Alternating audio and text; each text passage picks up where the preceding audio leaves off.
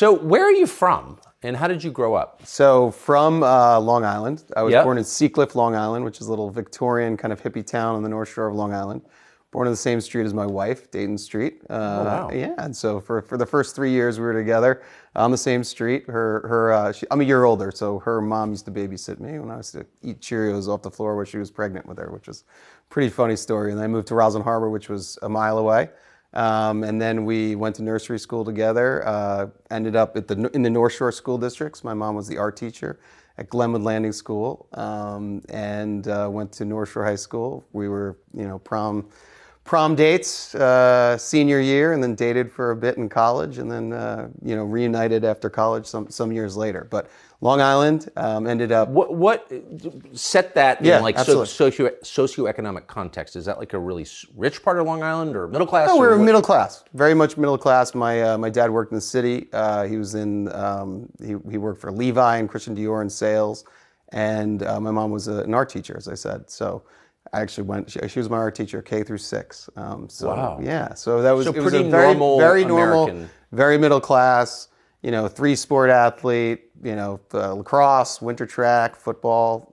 Very kind of, even though it's Long Island and close to the city, it's kind of very Americana. Yeah. Oh, it is. Surprisingly. So then you go to Yale for lacrosse. I did. Well, I went to Yale for the academics, but we like to keep that. Yes, but lacrosse was a big part of me being admitted. Absolutely. What did you think of it? Was it a different world from the one you were from?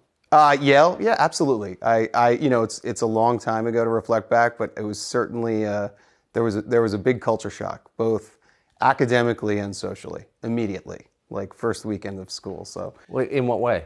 Just it was. I got to school, and there were, without naming names, I was at the first weekend of school I wasn't in New Haven, but out in the Cape with folks that the highways in New York were named after, and large condiments and tires and stuff like that. Large condiments. Okay. So it was definitely a big culture shock, but I adapted pretty quickly from a academic standpoint. The academic rigor was certainly from a public high school in Long Island relative to Taft or Exeter or Andover. There was a quick learning curve, but it was attainable. And then socially, I think I did a fine job as well too. So ended up at Yale. Went through 4 years. We had a successful lacrosse career there, which was an absolutely incredible experience, and kept you in line, kept you in shape. Yeah. Less distracted from everything. And graduated. I ended up a quick stint into your world. Ended up working on the Olympics for NBC for Bob Costas down at in '96 in Atlanta.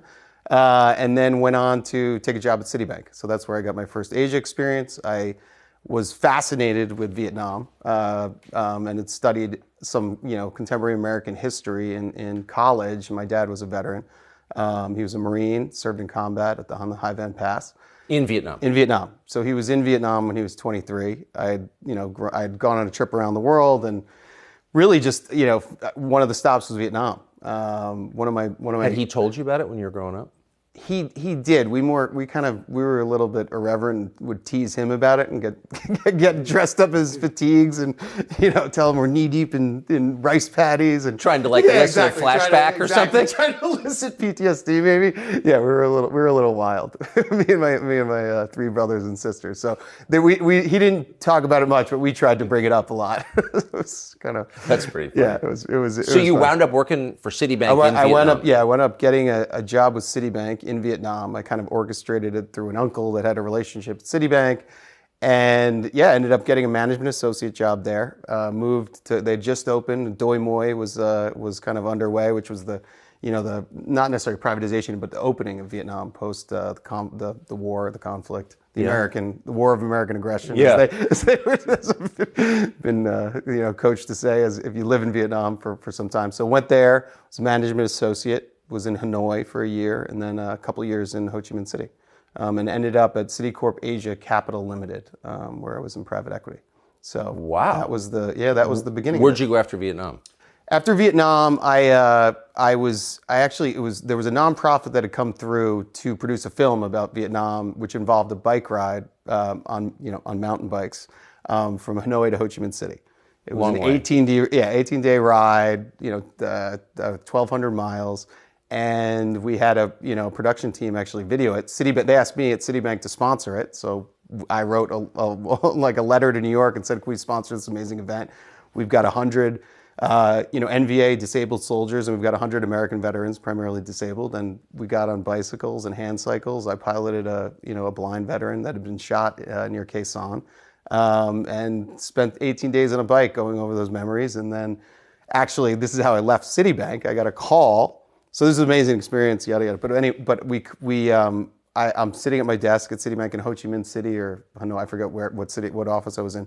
Got a call and said, we had such a great time with you riding on the bike. Would you come back and produce, be a co-executive producer on this film? And you could get a job. One of the benefactors of the charity was a Goldman guy. One was at Equitable Financial at the time. And they're both the CEOs or senior partners. And they're like, "We'll give you a job. You have the training at Citi. Just produce the movie for us." And so I went back, and we ended up, selling. I worked very closely with a great colleague down in Charlotte. We sold the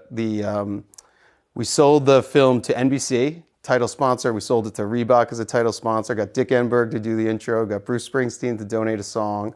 Wow. Yeah, Shut Out the Light, and it was a great success. We won the Emmy in '99. So amazing. Daytime Outstanding Program Achievement. So 1 for 1 television production. This is my so you're an Emmy Award winner. I am, yeah. Amazing. So what did you do after that? So after that, I ended up going the one kind of principal at Equitable Financial had moved over to New England Financial. So he'd taken a new job as the chairman and CEO of New England Financial.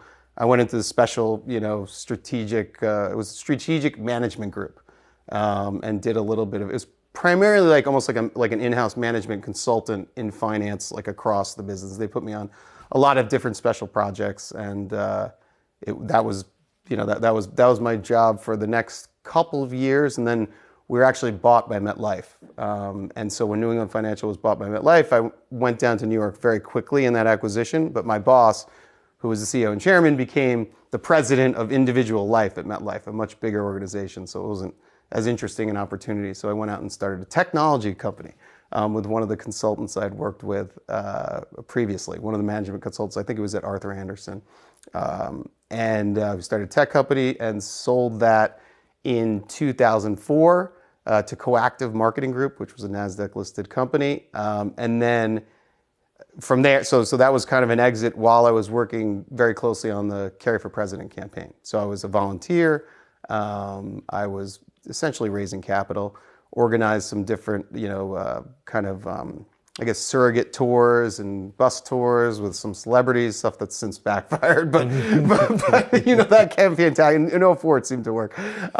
And basically was poised through kind of the success that I had in the fundraising, that I was going to go and take a job in the White House. So I thought I was, going to work in small business, or there was some other, there were all the larger kind of bundlers. I was a baby bundler. I think I was identified as in some in the New York Post at some point. But I ended up, looking at those jobs and looking at, what would you have to do in security clearance and all that. Long story short, I'd sold, Satara was the name of the company I sold. And poised to do that, we thought we were going to win. And then, what was it, November 3rd, 2004, I basically hung a shingle and said I need a job because we lost. I remember that. Yeah. The part where you lost. The part. So I was in Boston. I think I was crying. I was with my wife. I remember in the hotel, looking out at the acceptance stage, which there was a couple of people running, walking around the stage and drunk. Yeah, exactly. People, unexploded fireworks, and so that was an unsuccessful run. But I spent a lot of time and put a big effort into it, and it was a great experience. We thought we were doing a great thing, and unfortunately, it's hard to beat an incumbent. So 2004 November, you're you're married, no job. Yep, we're without a job, and I team up with a partner, and we start Rosemont. We start Rosemont Capital, and Rosemont Capital starts really as in the private equity world, which in something called a fundless sponsor. So when you're out and in private equity early, you go out as a fundless sponsor, and what that means is you don't have a pool of capital to kind of draw on, but you look for an asset. You identify an asset you think is going to be a good private asset that you can either take public or sell to another strategic buyer. So that's always kind of like the infancy of a private equity firm. And a lot of fundless sponsors succeed. A lot of fundless sponsors fall by the wayside, and a lot of managers at fundless sponsors just give up. But if you have some early successes, you can end up establishing a firm, and we ended up establishing a multi-asset class boutique firm that was was fairly successful. Most of our success was in real estate. We ended up buying a real estate management company, and that was called Rosemont Real. We renamed it Rosemont Realty. It was called BGK or some acronym, and we ended up putting the Rosemont brand on that after, I would say, 5 years in business at Rosemont Capital. And that business was sold later in 2015. But at our peak, we probably had $3 billion of assets under management, which is kind of like your scorecard as a private equity manager. We'd done some great things. Was Hunter Biden an original partner at Rosemont? No. Hunter Biden, I met really, or I had met him before, but had like substantive conversations at a lunch. I met in 2008, 2009. So you were already... It was 5 years, established Absolutely. with the business by then. Yes. Business was quite established. We were in the... Rosemont Seneca Partners came along really at the time that we bought Rosemont Realty, so around 2010. I don't know the exact dates right now. It's a while ago. But Rosemont, we had an initial fundless sponsor deals, so 2 or 3, 4 deals that we did independently and worked those deals. Then we'd raised a fund, so we had a 2007 vintage fund, which is the year that you started. It's very clever. So we had a 2007 vintage co-investment fund, and then we actually raised, out of the financial crisis, we raised the TALF debt fund. So reinvesting in asset-backed securities, and then we had some other sub funds in technology, but ultimately, like kind of the big successful piece of Rosemont ended up being Rosemont Realty, which was this acquisition of BGK. So it sounds like you've got a perfectly self-sustaining business, $3 billion under management. That's success, I think. Yeah, absolutely. No, it was. So how does Hunter Biden get involved, and why? So we had this lunch, and a mutual friend, or it wasn't even, I don't know how it was, but an attorney of Hunter's, another attorney, Hunter's an attorney as well, had introduced us, and we had a lunch, and we always, you're always looking for kind of an edge or an advantage as being a boutique, and certainly $3 billion was good, but as an AUM number, a scorecard, but in real estate, it's kind of a levered number, so totally. it's a little exactly exaggerated. Right. If you're Blackstone 4 and you have $3 billion, you have $3 billion of dry powder. If you have a small private equity fund with $3 billion under management, a lot of it's real estate. It's actually not the actual number you have in dry powder. So nuance, but it's very liquid. Yeah, exactly. It's very liquid, and you don't have the buying power. So you're always looking for an edge. You're always looking to expand. And we had obviously, we were demystified to Washington just through relationships. And Hunter was in a stage where he was transitioning from lobbying to strategic advisory. What's the difference? Well, as I understand it, when you can probably answer it better than me, given your background. There's a distinction, but no difference that I can see. Right, exactly. So one you register for, the other you don't. Right. And I think that there are some legal, limits around registering when your father's the vice president. So I think that was what they ran into. But there's certain, again, I'm not an expert on it. I know that was I think in Washington, you can't lobby, but you can strategically advise. Right, exactly. There you go, strategically advise. Right, it's a good nuance. So what was the business that you imagined him helping you with? The core business, what we really hoped for was raise introductions to capital, to raise more capital, right, and deal flow. So the things that make a private equity fund successful, whether it's in real estate or asset-backed securities, or just going out and looking for operating assets, it's finding unique deals, and then finding the capital to actually invest in those deals and make them worth more money. Right? Exactly. But you got to have the dough. Right. You got to have the dough. So I think in the back of our minds, the initial strategy was, okay, we can expand our network exponentially. Hunter and his strategic team know, tons of folks, and it's a whole new world of, of high net worth individuals, family offices, institutional pension funds, which was a huge one that we thought that we could crack that never materialized. And yes, and so that was the genesis. But on paper, what we looked at was like, okay, why are you kind of teaming up this? And there was no investment in it. It was Rosemont Seneca Partners was kind of a dovetail concept. It's not like we didn't fund it, nor did they fund it. We just said they had their strategic advisory business. We had our private equity business. Let's combine forces, expand our network, and maybe get some help. Or maybe when we talk to a strategic asset that's, selling we had a company that sold body armor, for instance. Maybe we could get a military contract because someone in DC knew the Pentagon people. I mean, it's just simple kind of connecting the dots. It is, but if I can just, and this is not a criticism of you because I lived there, I didn't see this either. But if you're looking for money, Washington logically would be the last place you would go. Right. I mean, you go to New York or maybe Los Angeles or maybe Dubai or Milan or places where people do business. But Washington's not about business, it's about governance. Right. It's kind of weird, isn't it? And maybe a sign of deeper corruption that Washington is like the place you go to raise money. Yeah, I think, where we were in this, in kind of the, in the world of private equity. We're a very small private equity fund at the end of the day.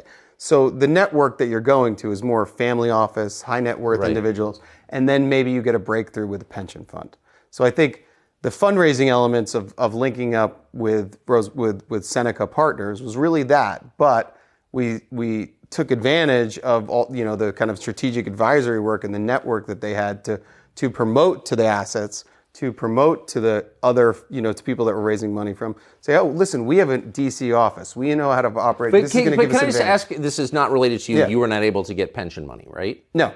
But do you believe, having operated in this world, pension funds are some of the biggest investors in the world? Absolutely. They are the institutional investors. Exactly. Yeah.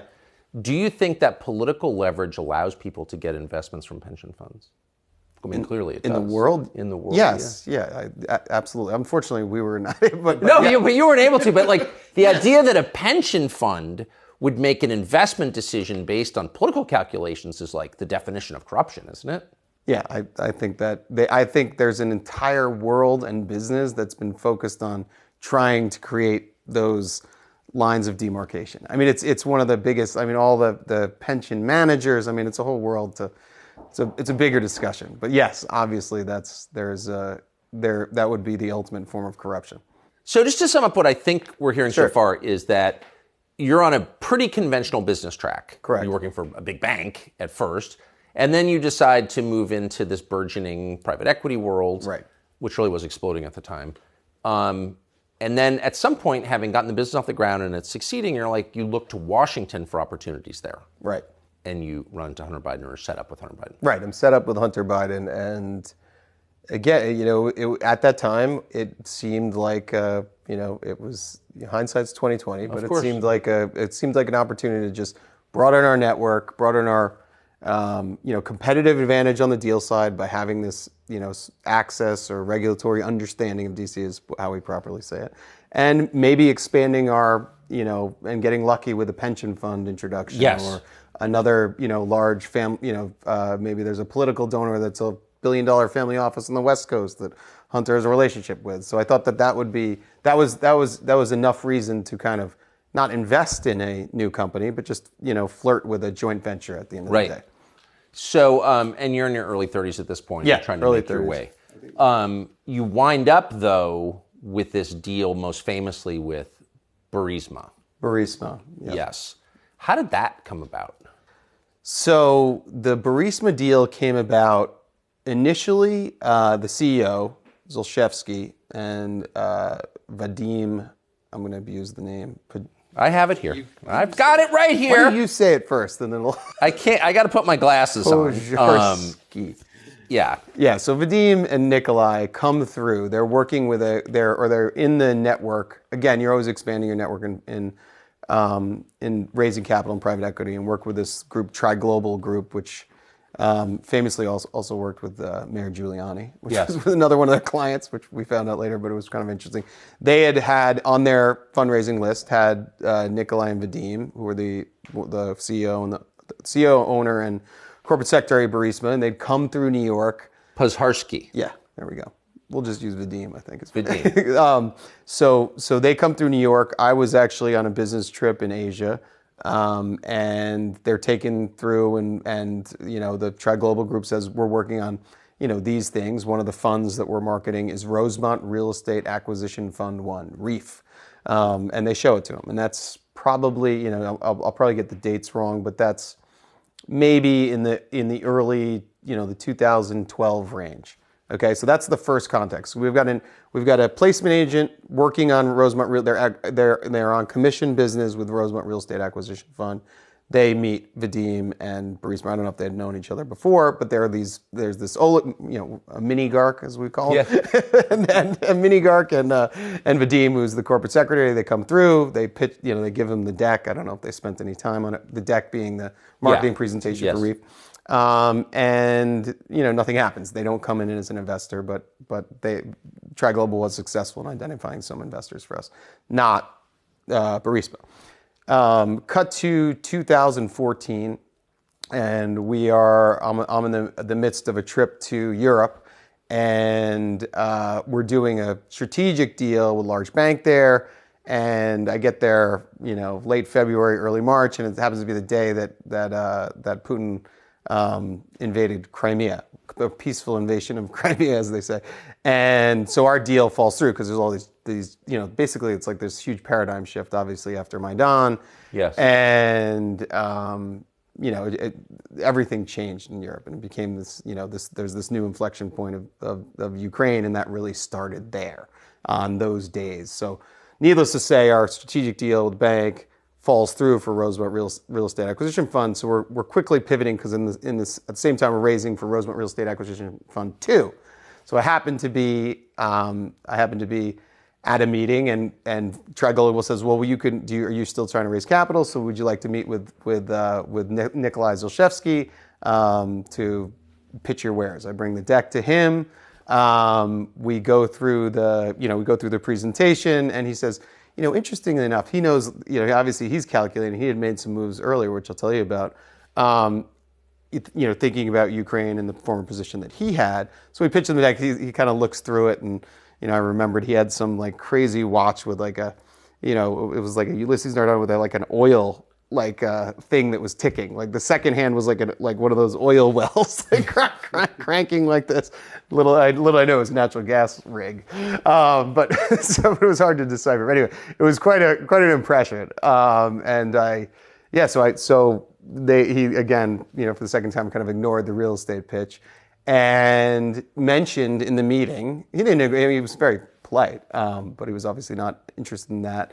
Mentioned, he said, President Kwasniewski of Poland has joined my board a couple months ago, and do you mind if he gives you a call? That was kind of like our departure.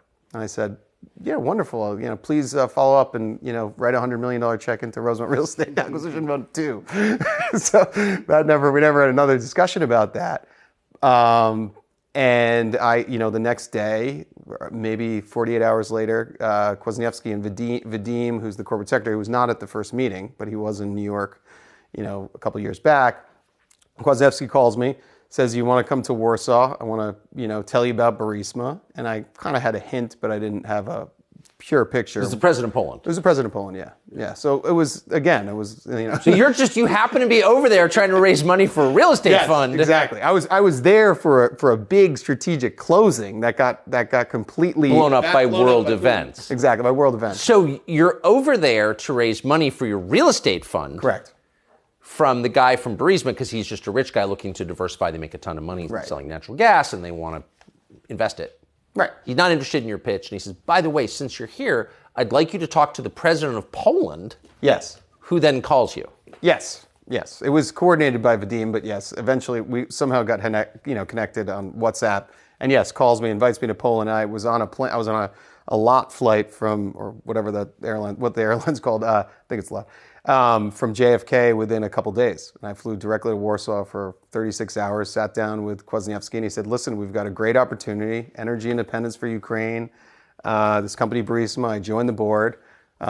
There's we've looked at your profile. I know, you got Rosemont. You can raise, and the idea was to raise outside capital for Burisma. So they were like, come join the board. It's a very high paying opportunity. It wasn't, we didn't talk details on that in that particular meeting, but he's like, trust me, and there's a chance to build an equity position in this business, and this could be, the next Exxon of Ukraine or whatever. I think there's some discovery emails that talk about that. Yeah. So well, why wouldn't it have been? I mean, it was a real company. Exactly, real company, incredible management team, new age equipment. But why you? Why me? Because I was a bereaver. You're a true bereaver, huh? I was no. Why me? No, it's just interesting because you're raising money for a real estate fund. But then the guy from the natural gas company says, talk to the president of Poland about joining the board of our natural gas company. Right. Was Hunter Biden mentioned at all? Hunter Biden was not mentioned, though. I mean, I can't deny that they did some research about Rosemont Seneca Partners, but because it just seems like it was not mentioned. It was not mentioned to me.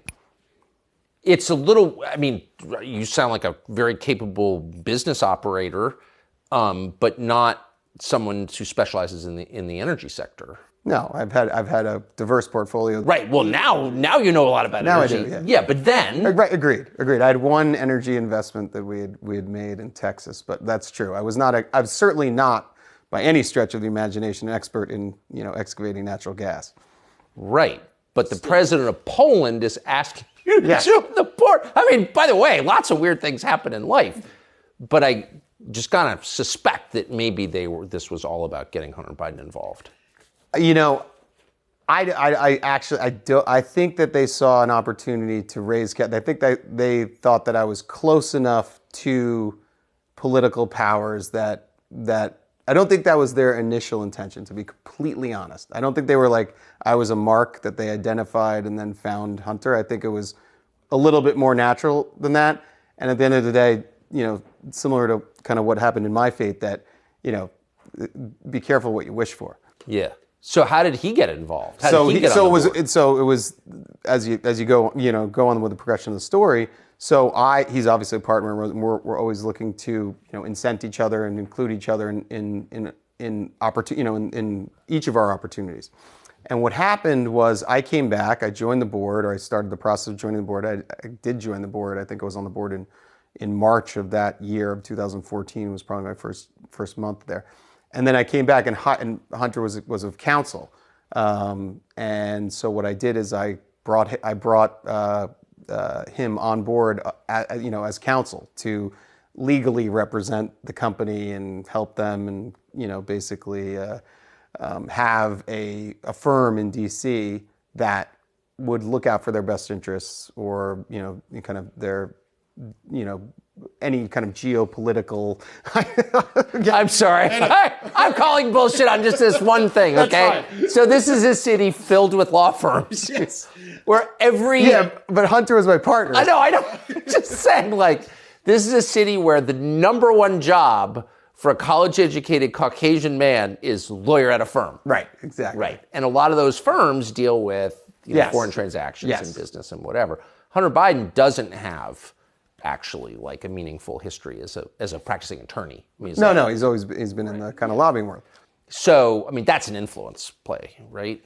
There. Yeah, well, yeah, I think the firm that he's with counsel was prominent and had a large business in lobbying. So I think, it made sense, and it was also incenting a business partner of ours, and it was a business partner of mine. I think it was, it made all the logic in the world, and I think if it stayed like that, it would have been, a little history would have been very different. History would have been. So how did he wind up on the board of Burisma? So what happened was we quickly developed. There was a team from Burisma that came into DC, did some meetings. There was a kind of a lead practitioner on the law side that was brought in to be like the Hunter was a relationship manager, and then there was like a lead for what things that needed to be done. We need to lobby Is for relationship manager, is that like a business card title? It's generally like of counsel at these law firms. It's to make introductions. Yeah, of course. I just love that phrase. One of those. I should have gone to law school. Exactly. I aspire to be that. No, it's so good gig if you can get it. Yeah. Anyway, so no, this is a natural progression. So we hire, and then, a month or two goes by. We're at an economic conference in Italy, Lake Como, which was nice. Beautiful hotel. Or if I can say, as your friend Vadim calls it in a letter I want to ask you about in a minute that we got, is May of 2014. Following our talks during the visit to the Como Lake. Yes, the Como Lake. Exactly. Lake Como. Absolutely. It was gorgeous weather, and it was May of 2014. And so, that trip in D.C. Vadim had been on that trip. I forget if there's other executives there, meeting at the law firm in the conference center or large conference room, and got a lot done, and it seemed to be off to a good start. They visited us, Vadim and Nikolai visited us at the Villa d'Este at this economic conference, and Hunter, was of the relationship manager at the time of counsel, and they kind of struck up a conversation, and Kwasniewski was not there, but on WhatsApp and kind of in the conversation, and I think. Similar to what, as opposed to like me being a mark in an orchestrated effort to get Hunter on board, I think they all of a sudden saw, the relationship that I brought by doing this, and thought, wait, we can go a step further. We got the president of Poland, we've got this, a couple of finance guys on the board, we've got a couple of Ukrainians and Cypriots for regulatory reasons in those, in those domiciles, and we can get the son of the vice president on the board, and. They saw that opportunity and they made the offer, and I think at the meeting in Lake Como. At the meeting in Lake Como. So that's fast. I was not at that meeting, but it was a meeting that was done in a sidebar. The idea came back, and I think a month later it was.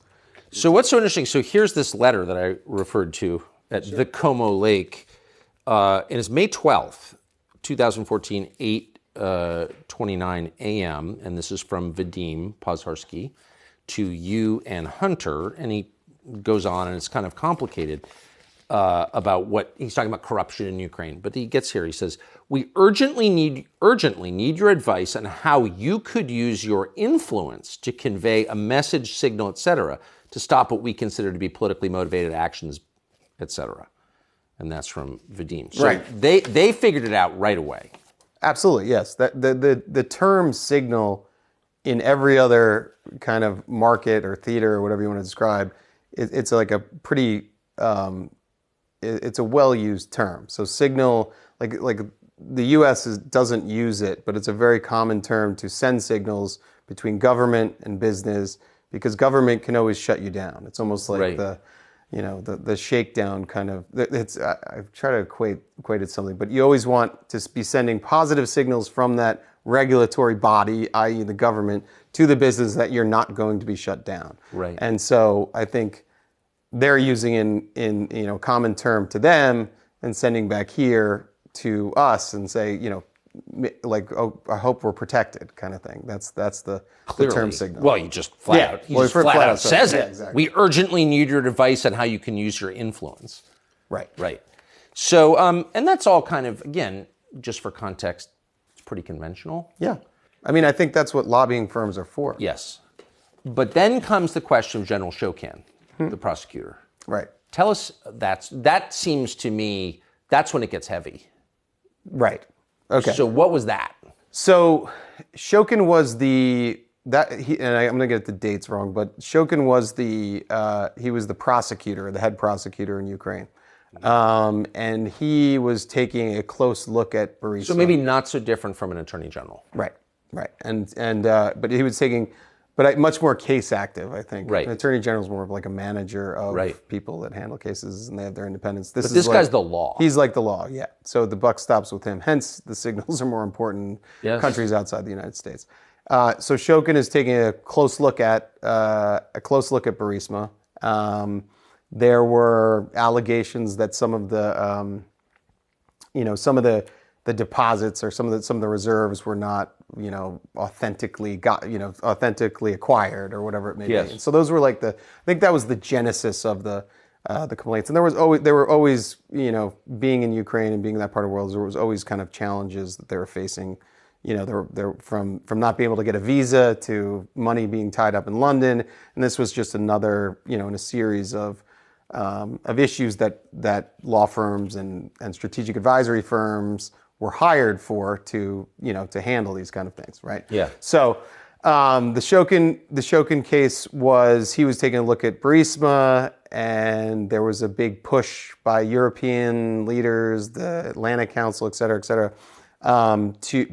fire Shokin because he was corrupt. Like it's hard to kind of decipher who's corrupt. It's all. Can I just ask you, corrupt. just sidebar, like why would the Atlantic Council be getting involved in Shokin? Well, here. I mean, that's I mean, I think I don't know on the Shokin piece. I mean, again, this is the lead prosecutor in Ukraine, right? So if Ukraine is actually a country with sovereignty and not just a colony of, say, the neocons in the United States, like why wouldn't they just let Ukraine deal with their own? Like why would Western powers even get involved in who the chief prosecutor in Ukraine is?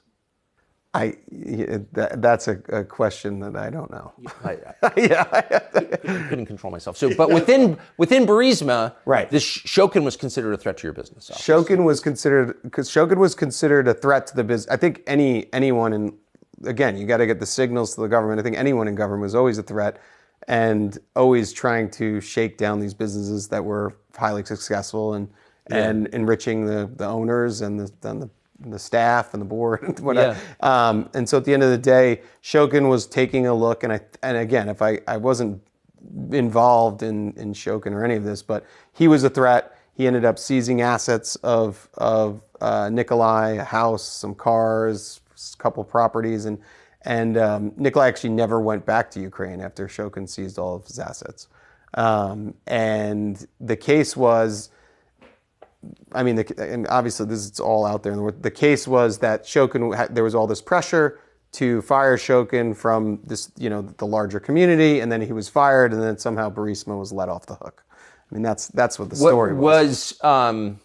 And Joe Biden, of course, was the driving force behind his firing. Yeah, he was involved in that. There's obviously video. Involved? I mean, Biden bragged at Council on Foreign Relations, they had $1 billion coming from IMF, and I said, if you don't fire this man, you're not getting the $1 billion. Right. But it's I think on this one, it certainly wasn't made clear to us at the board level, that there was that was a favor to be done. The narrative, I don't know the narrative, and I don't want to lead anyone down that kind of path that's what happened, because I don't know the narrative. But Joe Biden knew that his son was on the board of this company that was being hassled by the prosecutor whose firing he was calling for. Right. Yeah. And this took place 3 years after he sent you a letter saying thanks for all the work you're doing with Hunter. So clearly he would know this would benefit the family. Right. I don't want to get it, but the narrative was that Shokin was already taken care of. That was the popular narrative. That's the only thing that he was already on his way out. Exactly. That was the narrative that was fed to the board. Okay, so you were told when Shokin got fired that it had nothing to do with it. No, we were told that was bad and we don't want a new prosecutor. So was taken care of. So it's this is not like, checkers. This is multiple dimensions here. So a popular... This is like Connect 4. Yeah, no, exactly. It's I think in this particular case, it's pretty high stakes and pretty sophisticated. So the narrative that I was told was that. That's just, I've said it under oath and I'll say it again. That was the narrative. That was the narrative. Were you aware... Do you have knowledge that Hunter spoke to his dad about Burisma? Do I have knowledge? Yes. Do you know that Hunter spoke to his dad about Burisma? Did you ever see them talk about it, hear them talk about it? Was Joe Biden? No, I don't have knowledge of that, though I'd assume it. You would assume it. Right. I would assume it in a general sense of travel and that kind of thing. But on, I've told a lot of people in the past, there was not business content conversations. It was the idea of signals and influence, the prize is enough in speaking or hearing or knowing that you have that proximity to power. No one is so unsophisticated that's been in politics for 50 years that Hunter is going to talk about, the last quarter's, how many billion cubic meters of gas we pumped out of the ground. So it's just, I think a lot of the narrative gets caught up on, over speculation of these conspiracy theories that are just not true. I think that's not the way it actually works. It just doesn't work like that. So it's enough to be sitting at a meal at Lake Como with your new Ukrainian friends, and your dad happens to call. Let's put him on speaker. That would be that's. I think that's enough. That's the second most powerful man in the world. It's just how the world works. So there's been a lot of effort on the part of Republicans to prove money transfers from Hunter to Joe. Right. And then there's the other brother, Jimmy, who I'm going to ask about in a minute. But so far there are hints of it, but we haven't seen the direct transfer. But did you ever wonder when you were in the Biden orbit, how do they live so well? I mean, Hunter grew up at a huge house in Wilmington. The family had this very expensive beach house. And how do you do that on a politician's salary? We don't pay our politicians very much. Well, I think Hunter had a successful lobbying and advisory business. Sure, but these are his dad's houses. Right. How does that, did you ever wonder, how do you do that? Well, at that question, I really only was under the kind of tenure at the Naval Observatory, so I knew the government was paying. We were paying for it. Yeah, no, of course, but they had these other houses. Yeah, I was at Bo's house, I was at Hunter's house, but those were the houses. So that was not something that I often thought about. Put it that way. Okay. It's just interesting because you're coming from a non-political world on Long Island, middle-class world, and you wind up in, around all these high flyers. Yeah. Right. I mean, and some of them but don't have business jobs. They have political jobs, but they're living really, really well. Yeah. I thought the cost of living was lower and what. No, I don't. It is pretty remarkable. It's pretty weird, right? Suburban place to live. And I mean, I think the money that's thrown around DC is significant. I mean, as far as lobbying contracts and legal contracts and all of the bills that go out, and I mean, there's money flow. I mean, it certainly is. But it sticks to the people who live there. The money's supposed to go out to the whole continent. Right. Yeah, that's a bigger discussion. Doesn't it? Interesting. So when Biden called for Shokin to be fired, very publicly, and then got it done, bam. Right. What did you think? Again, the narrative. They've tried to beat this into my head a million times because it does work on paper as far as the logical steps. But we were told that Shokin had already been taken care, that he was under control, and that this is going to be a whole big problem for Burisma now. It's a huge problem because Shokin. I mean, I don't know. The guy was going to shut our business down just got fired. Oh no! It's just what it was. It was kind of pounded into our heads. Obviously, as I look back in the rear view, it doesn't paper as well. But it looks like there was something. I'm asking you because you said at the outset that, first of all, that you liked Hunter, absolutely, who was a very likable. I can attest personally, a very likable guy, absolutely, but that you thought it was, useful. He knows his way around Washington. His dad's vice president of the United States. All this stuff. It's all good. But that there was the Icarus problem. Right. That if you use those contexts too much, maybe it hurts you. Maybe you absolutely. Get burned by it. Did you feel that when Shokin got fired, ooh, maybe this is a little little close to the sun here? No, on that one, I just was kind of listen. I was believing the narrative because we were in where I felt the Icarus was when he announced we were in Doha. As one is running around with some of the royal family at another conference, and part of the benefits of actually doing the Rosemont-Seneca partnership, you're getting access in these meetings. Anyway, long story short, we're in Doha, and they release some picture on the website that Hunter had joined the board. And that was kind of that was like the tipping point where Icarus had arrived a little too close to the sun. Yeah. And the rest, and the rest of my story has, been a slow downward. Yeah. The trajectory changed at that point. It was like this, exactly. That was the Icarus moment. When I saw that release and I saw, it was the middle of night. Burisma that had released that? Burisma released it, didn't tell us, and it was like the most Googled news story like in the world for 18 hours. And I was like, this is going to be a different because world. To a civilian, you're thinking, okay, huge, super lucrative Eastern European natural gas company, incredible. Sort of semi-employed kind of lawyer lobbyist from D.C., like, what is he doing on their board? Like, it just seemed... Right. Yeah. And that really, at the time, I was not, I didn't have, we didn't calculate the risk appropriately. And the rest is history. So whether or not Hunter convinced his dad to come out against Shokan, and there's debate. Right. It was very clear that the Burisma guys were hoping to leverage Hunter's relationship with the vice president, his father. Yes. At one point, they told Hunter to, quote, call his dad?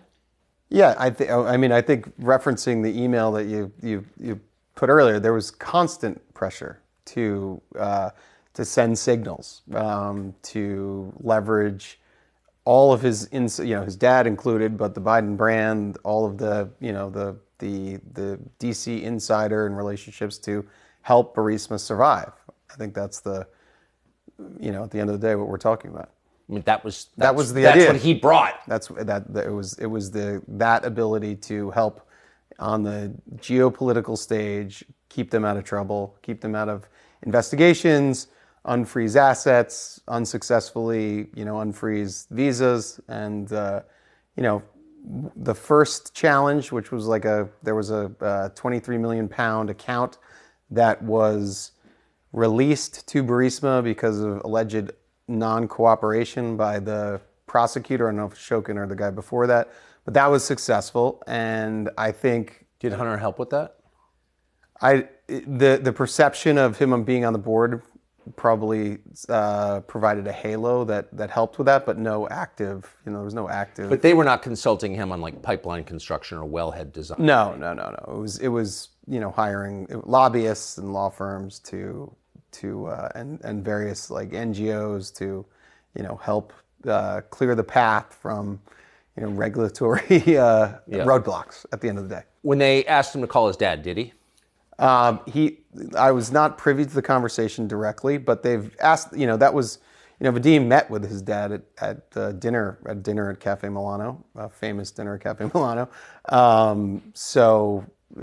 I did not listen to a particular call where they spoke, but I know that the request was made by Vadim a lot. What did Vadim say to the vice president at that dinner at Cafe Milano? At dinner was, politics. I think there was a World Food Program element, weather, nothing specific to Burisma.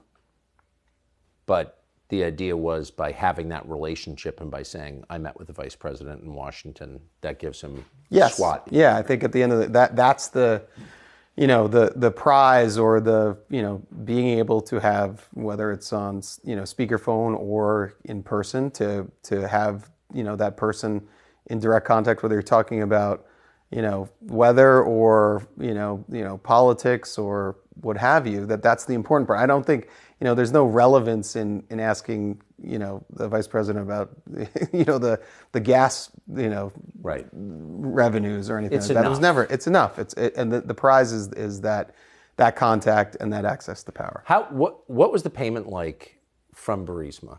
Like, what did Hunter get? I mean, he famously made $83,000 a month. It was 80. Yeah, it was taken into a company. It was 283. Like the contracts were around board seats, and then the kind of scope of work was him on the governance side, as we've talked about. And I was in, first to raise capital, but then after the Doha, Google situation where they announced him on the board, raising outside capital was out. So it became international expansion. So the payment was $2 million a year to one of our LLCs. There were other business activities that happened in that. We had to pay some of the cap intro guys. that introduced us initially through the Rosemont Realty. So he, the payments were, and I think it's incredibly well documented. Initially, it was about $600,000-$700,000 a year. It built to about $1 million, and then it was, I think, less for the rest of his tenure. The second his father left the VP's office, it went down. I think that happened. You think that happened? I think that I was long out of it by then, but I think I've been told that. What about gifts? And this is a part of the world where people give gifts, right? And those gifts are a kind of non-taxable payment. You could argue. You could argue. Were there gifts? There were some birthday gifts. A watch. Just Timex kind of watch, or no? What was the watch? I believe it was a Hubolt. A Hubolt. I'm not actually sure. I shouldn't even say that. But I don't know. But I know there's a birthday gift. I've also been refreshed in my memory through the series of documents that have been put in front of me. Yeah, through your testimony to the Congress. Might have been. Yeah. Exactly. So a watch like that would cost like ballpark? $50,000 to $100,000. Yeah. So real gift. A real gift, meaningful. So you're working in Ukraine, and just based on our off-camera conversations, we're actually interested in the business. Absolutely. And it's kind of an interesting business, actually. It powers the world. So right, it powers the world. And meaningful business. Yep. In your time in Ukraine, did you notice a lot of Americans running around from Washington, exerting influence over there? You know what? I think obviously it's an important part of the world. I think for different factions of different opposing East-West types of views. So yes, there were a lot of Americans lobbying, USAID, State Department officials. There were a lot of Americans kind of working. Because the picture you paint doesn't sound like a sovereign country. It really does seem like a protectorate or something. Yeah, I wouldn't. And the protectorate might be an overstep, but yes, there is a lot of interest in Ukraine and who controls Ukraine, and that's it's a geopolitical conversation. Did you ever see Toria Nuland there? I never saw her in person, but she was definitely. I think that was in her scope, in her theater. Did she have a lot of influence in Ukraine? She did, yeah, she did. She was. It was constantly trying to curry favor with her. She was one that you wanted on your good side, as I remember. I don't remember the specifics, whether it was, there were some issues with one of the ambassadors mentioned Burisma as corrupt at some point, and that was a big thing, and there was like a big effort to try and redact that. I think there was some lobbying done to her or with her, but did it get done? No, obviously Burisma. I think Nikolai, who came to New York and ate at Cat's Deli back in 2012, looking at the real estate pitch, ended up in Cyprus. I think he's still there. So no, nothing ever worked with that. Though I do believe that at the end of the day, Burisma wouldn't have stayed in business so long, if Hunter was not on the board. So they got their money back. I think they got some years. Why did you leave? I left in something completely unrelated. Because you got in trouble with another company. Correct. Exactly. And so you got off the board, but Hunter stayed on. Hunter stayed on, yeah. How long did you remain in business with him? After we had the issue with that other company, I was no longer in business. With him? With him. I was friendly. We retained a friendship for a couple of years, and then there was it's complicated and can't talk about it because it's an ongoing case. But there was a reversal of a conviction, and then there was subsequently that the reversal of conviction was re-reversed, and after the re-reversal, we kind of never spoke again. For legal reasons, or was there enmity between? It was just no, absolutely no. There's again, looking back at the body of work, it was, a very big strategic mistake for me to, be involved with him. And some of it was my fault because, quite frankly, I was pitching Burisma Rosemont Realty, and that ended up, that the genesis, that was me. But obviously, the trajectory of my life would have been far different and arguably far better if I'd never met him. And you didn't make that much money from Burisma? No, I think it was, relative to the world, yes, it was a lot of money. Relative to my middle-class upbringing, it was a ton of money. but it wasn't life-changing money, and it was quickly exhausted on legal bills. Yeah. So how have you, what's interesting in this conversation is you're very sympathetic to Hunter Biden, the person, like you like him. You still say you like him. Absolutely. His children, I mean, I've been to their lacrosse games. It's a good family, and they, they've got a great relationship, father and son, speak every day. I witnessed that for 10 years. So, and you're not, I mean, you work for John Kerry for president, so you're obviously not a partisan. I was a volunteer. But. Yeah, but you're not a partisan actor. I think it's fair to say you're not grinding political acts. Absolutely not. Here. How have you been treated by, well, you obviously are a Democrat or were a Democrat most of your life anyway. Well, I was never a registered Democrat. I was a registered independent, but just for the record. But I have been treated by, the treatment seems to be, the treatment of just getting out ahead of this and speaking the truth and just retelling my story, that a lot of people seem to be interested. A lot of the negativity seems to come anonymously. Obviously there's murmurs of different folks saying different things, but the threats and stuff like that seem to come from whether they're AI bots or people in a basement in Cleveland. Not to pick on Cleveland, but probably Cleveland. It might be. I don't know. I don't know. I can't kind of pinpoint it, but it is definitely a bit of a scary time. The reaction to what you've said in public, to what you said to the committee on the Hill, and doubtless to what you've been telling us in this interview, is that there's no corruption here at all. This is totally normal. Joe Biden had no role whatsoever in his son's business or knowledge of it. But that seems false. Yeah, I think that's categorically false. I think that he was aware of Hunter's business. He met with Hunter's business partners. You found a letter that illustrates that he knew me. And he's thanking you. He's thanking you for his efforts. So I think that was, I think your efforts. Yeah. Yeah, I think that's that's not factually right. But in the same breath, there's no, I don't think Joe Biden's looked at a balance sheet or a cap table or what have you, or any financial document, probably ever. Yeah. So there done pretty well for not looking at. Well, that's yeah. So who's Jimmy Biden? His brother. Jimmy Biden, his brother, that's Joe, the president's brother. Yeah.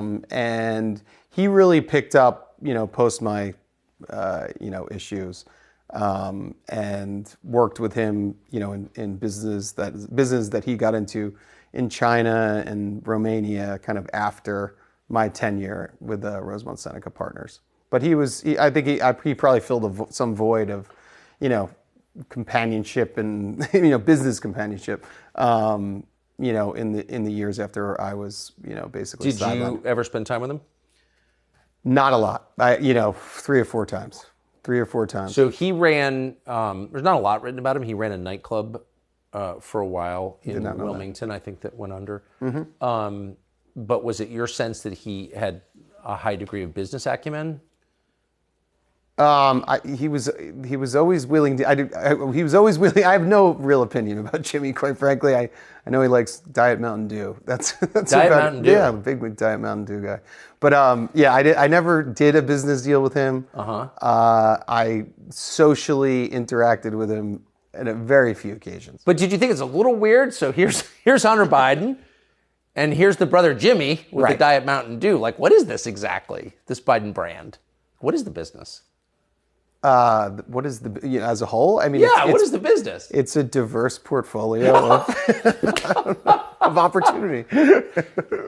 It's a diverse portfolio of opportunity. Yes. Hunter and Jimmy. Well, obviously, you've seen again, I keep referring to the rearview mirror. The portfolio has, exhausted, and Hunter's on to better things. So he's an artist. He is an artist, yes.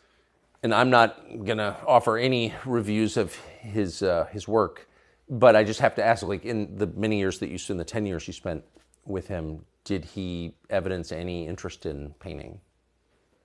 Not particularly. But he was very, he was a very well-read student of history. So he was far more interested in, I wouldn't say artistic ventures, but certainly not painting. That was a surprise. It was a surprise. Yeah, it was a surprise. What is that? I mean, I think that after looking at the portfolio of our experiences, Yes. I might do the same thing. You might do this? Because, I mean, it's just, I mean, that's a long haul. For sure. Covered with tragedy and, Yes. addiction, and then going through all that, I think you just have to have a reset. That makes sense to me. Getting $500,000 for your paintings like 6 months after you start painting seems a little weird. No? I mean, I'm not. I mean, I do have smart artists in my family. I wish my grandfather got that, but yeah, no, that's. Do you good for him. think your life has also taken ups and downs and twists and turns you didn't expect? If you decided like in 6 months to start painting, do you think that you could get $500,000 a painting? I don't know. It depends on how the show goes. Do you think that's one of the opportunities open to you in your diverse portfolio? That's really why I'm here. To pitch your painting. Exactly. So I'm starting. A lot since the laptop came out. What'd you think of that, by the way? The laptop? Yeah. Were you shocked by that? That was not great. Yeah, that was obviously I'm. Oh, not great. That's in the not great category. This is not great. Great. Yeah, that was a real bummer, I guess. Yeah.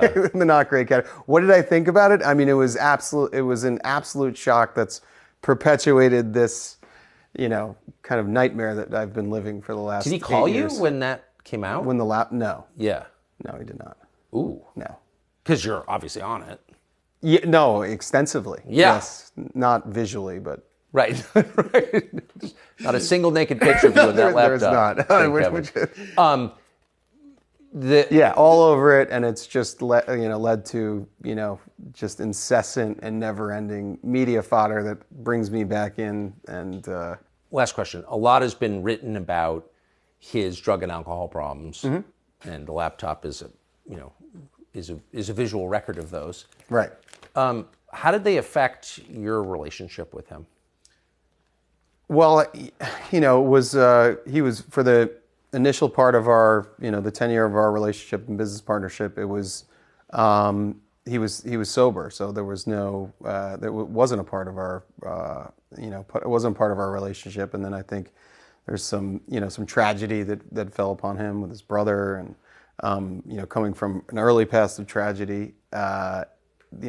Things got hard mentally, and he slipped back in, and obviously that created some chaos, but that was created less effective kind of business decisions. Now, Burisma was already started, so that moment, that tipping point, had already happened at the end of the day, where the downhill spiral started, and I think a lot of those pressures of the media also contributed to it. But you're tethered to this guy in business, right? And then he starts to fall apart. Right. And it was not, it was not he made a lot of efforts to repair and go to rehab and get better.